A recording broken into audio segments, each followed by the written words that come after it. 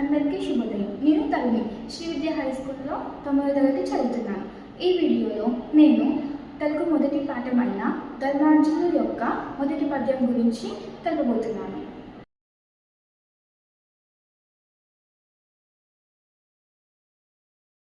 ప్రవేశిక. మన దేశం భారతదేశం. ఇది పుణ్యభూమి, ధర్మభూమి, కర్మభూమి. ధర్మబద్ధంగా పరిపాలన చేసిన ఎంతోమంది మహానుభావులు విరసిల్లినటువంటి పుణ్యభూమి మన దేశం. తండ్రి మాట నిలపడం కోసం రాజ్యాన్ని గట్టి పరకలా భావించి 14 ఏళ్ళు వనవాసం చేసిన శ్రీరామచంద్రుడు ఇచ్చిన మాట కోసం తన సమస్తాన్ని ధారపోసినటువంటి హరిశ్చంద్రుడు, ఒక పావురాన్ని రక్షించడానికి తన శరీరాన్ని కోసి ఇచ్చినటువంటి శివి చక్రవర్తి, అలాగే నలుడు, ఇలాంటి మహానుభావులు ఎందరో విరిసిల్లినటువంటి పుణ్యభూమి మన దేశం. వారు అనుసరించినటువంటి ప్రజారంజక విధానాలు అంటే ప్రజలకు ఆనందం కలిగించే పద్ధతులు తర్వాత కాలం వారు ఆదర్శంగా తీసుకొని పరిపాలించారు. మహాభారత కాలంలో భీష్ముడు, విదురుడు వీళ్ళందరూ కూడా ధర్మరాజుకు గొప్ప స్ఫూర్తినిచ్చి ఆదర్శంగా నిలిచారు. యథా రాజా తథా ప్రజ అంటే ఏమిటంటే రాజు ఎలా ఉంటే ప్రజలు అలాగే ఉంటారు.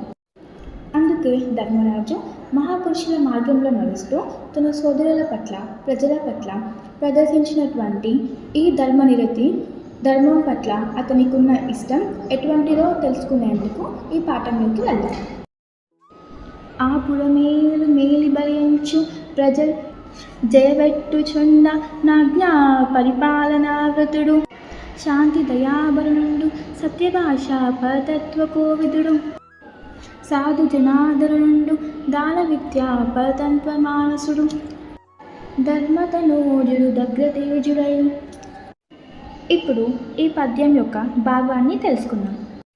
యమధర్మరాజు వరపుత్రుడైన ధర్మరాజు తన ఇచ్చిన ఆజ్ఞ ప్రకారం తను కూడా ప్రవర్తించాలనే దీక్ష కలవాడు.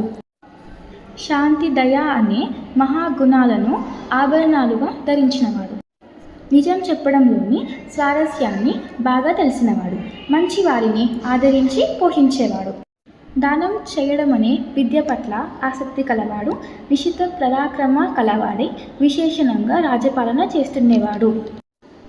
అటువంటి ధర్మరాజుని గురించి ఇంద్రప్రస్థ ప్రజలంతా మేలుబలి అంటూ జయజయలు పలుకుతున్నారు.